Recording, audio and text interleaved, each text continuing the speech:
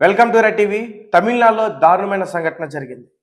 భార్యను నడి రోడ్డుపైనే కత్తితో నరికేసి చంపేశాడు. అయితే రీసెంట్గా ఇటువంటి సంఘటనలు మన దేశవ్యాప్తంగా చాలానే చూస్తున్నాం. ముఖ్యంగా మహారాష్ట్ర, ఉత్తరప్రదేశ్ ఇలాంటి ప్రాంతాల్లో ఎక్కువగా వివాహేతర సంబంధాలు పెట్టుకున్న భార్యలు భర్తల్ని హతమార్చడం రోజు రోజుకి ఏదో ఒక న్యూస్ మనం ఎక్కడో ఒక చోట వింటూనే ఉన్నాం. అయితే చాలా రోజుల తర్వాత భార్యని హతమార్చిన భర్త ఆ న్యూస్ తమిళనాడులో వచ్చింది రీసెంట్గా. అయితే పూర్తి విషయాల గురించి మాట్లాడుకుంటే ఆమె యొక్క వీసీకే మహిళా కౌన్సిలర్ అంటూ కూడా చెప్తా ఉన్నారు. ఆమె పేరు కోమది. తనకి 28 సంవత్సరాలు, ఒక పాప, ముగ్గురు కుమారులు ఉన్నారు. అయితే తిరువల్లూరు జిల్లా తిరునింద్రవరు అనే ప్రాంతానికి సంబంధించి ఈమె పెద్ద కాలనీలో వాళ్ళ భర్తతో కలిసి నివాసిస్తూ ఉంది. ఆ ఇంట్లో ఆమె భర్త, వాళ్ళ పిల్లలు, అలాగే వాళ్ళ హస్బెండ్ బ్రదర్ అజిత్ ఎవరైతే ఉన్నారో ఆ వ్యక్తి కూడా వాళ్ళతోనే కలిసి గత కొన్నేళ్లుగా ఉంటున్నారు. అయితే భర్త స్టీఫెన్ రాజ్, అతనికి 30 సంవత్సరాలు ఉంటాయి. సో వీళ్ళిద్దరిది కూడా లవ్ మ్యారేజ్. 2015లో పెళ్లి చేసుకున్న తర్వాత వీరికి కొంతమంది కుమారులు, ఒక కుమార్తె పుట్టడం, ఎంత హ్యాపీగా ఉన్న లైఫ్ లీడ్ చేసుకుంటున్నారు. అలాగే ఇతనికి కూడా ఒక గవర్నమెంట్ జాబ్ లాంటిది ఉంది, కార్యదర్శి అంటూ కూడా చెప్తున్నారు. వీసీకేకి సంబంధించి ఒక కార్యదర్శిగా ఉన్నారంటూ చెప్తున్నారు. అలాగే ఈ మహిళ కూడా ఒక కౌన్సిలర్గా ఉంది. మరి వీళ్ళకి అసలు ఎక్కడ తగాదాలు వచ్చాయో, ఎక్కడ విభేదాలు వచ్చినది అయితే మాత్రం అర్థం కావట్లా. ఈ మహిళ ఒక రౌడీ షీటర్తో ప్రేమ వ్యవహారం నడిపించింది. ఇన్స్టాగ్రామ్లో ఒక వ్యక్తితో పరిచయం అయింది. కొన్నాళ్ళుగా వాళ్ళిద్దరూ కూడా కలిసి చాటింగ్ చేసుకోవటం, ఫోన్లు మాట్లాడుకోవడం, బయటికి ఎప్పుడైనా ఎక్కడికైనా వెళ్ళి కలవడం, ఇవన్నీ కూడా చేశాం. ఇవన్నీ కూడా స్టీఫెన్ రాజ్కి తెలియదు పాపం. నా భార్య ఉద్యోగం చేసుకుని తన పనేదో తను చేసుకుని ఇంటికి వచ్చేస్తుందని అనుకున్నా. అయితే ఒకరోజు వీళ్ళ ఫ్యామిలీకి సంబంధించిన ఒక వ్యక్తి, వీళ్ళిద్దరూ కలిసి ఉండటం, సన్నిహితంగా ఉండటం 2-3 సార్లు కన్నా ఎక్కువ టైం చూశాడు. సో అతనికి డౌట్ వచ్చి ఒక ఫోటో తీసి అజిత్ అనే ఒక బ్రదర్కి పెట్టాడు. స్టీఫెన్ రాజ్ ఎవరైతే ఉన్నాడో వాళ్ళ బ్రదర్, అంటే ఈమెకి మరిది.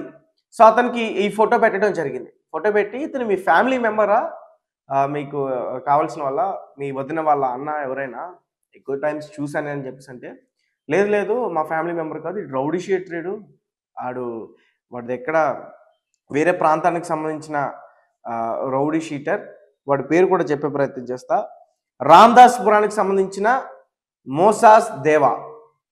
సో ఇతను ఒక పెద్ద రౌడీ షీటర్. ఇతనితో కలిసి కొన్నేళ్లుగా ప్రేమ వ్యవహారం నడిపిస్తూ ఉంది. సో అజిత్ ఏం చేశాడంటే ఆ ఫోటో వాళ్ళ అన్నకి చూపించాడు. స్టీఫెన్ రాజ్కి చూపించి, అన్న ఇది పరిస్థితి, ఇలా జరిగిందంటూ కూడా చెప్తే పాపం స్టీఫెన్ రాజ్ చాలా హర్ట్ అయ్యాడు, ఫీల్ అయ్యాడు. సో బయటికి ఎవరికి తెలియకుండా ఆమెను చాలాసార్లు కూడా హెచ్చరించాడు.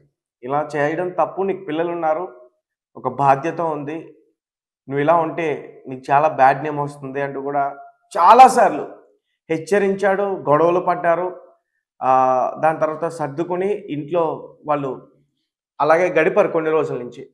అయితే ఒకరోజు ఈ కోమది ఆ వ్యక్తి పైన పేకల లోతు దాకా ప్రేమ పెంచేసుకుంది. ఇంక ఇంట్లో నుంచి వెళ్ళిపోదామని డిసైడ్ అయింది.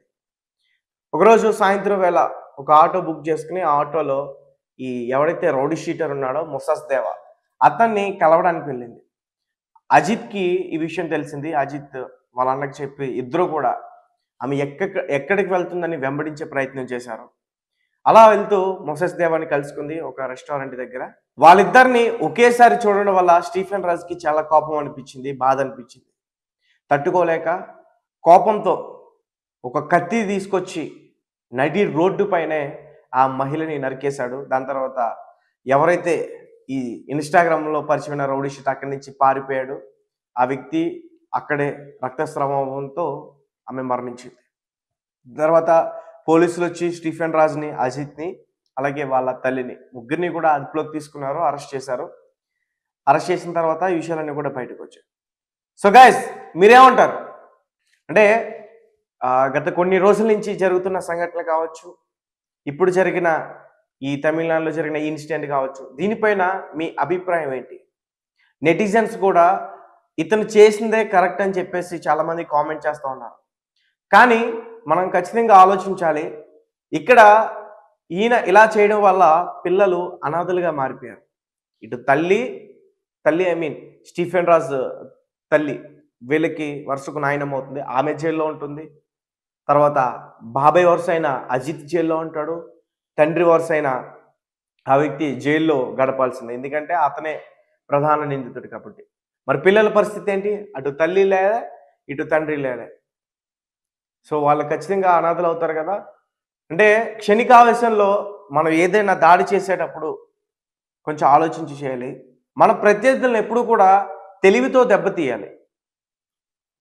అంటే మన జీవితం పాడవకూడదు, మనల్ని నమ్ముకున్న వారు కూడా ఇబ్బంది అవ్వకూడదు.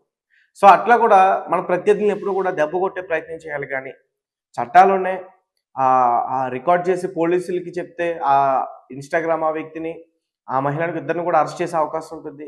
ఆ రకంగా ఆలోచించడం వల్ల పరువు పోతుంది, పేరులు పోతాయని చెప్పేసి ఆలోచించి ఈ రకంగా నిర్ణయం తీసుకుని చంపడం తప్పు. అలా చేయడం వల్ల వారికే నష్టం. ఆమె ఎలాగో చనిపోయింది, కానీ ఇతనికి కూడా ఖచ్చితంగా నష్టమే కదా. ఇటు పిల్లలు చూస్తే అనాథలుగా ఇప్పుడు బయట ఉండాల్సిన పరిస్థితి ఉంది. ఎవరు పట్టించుకుంటారు? ఎవరో పట్టించుకోరు. ఇతను జైల్లో జీవితం గడపాల్సిందే.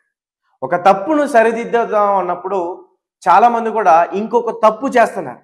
ఆ తప్పును సరిదిద్దడానికి లేట్ అయినా పర్వాలేదు, కాస్త ఆలోచించి జాగ్రత్తలు తీసుకుంటే మంచిది. ఈమె చేసిందైతే మాత్రం తప్పే, క్లియర్గా తప్పు.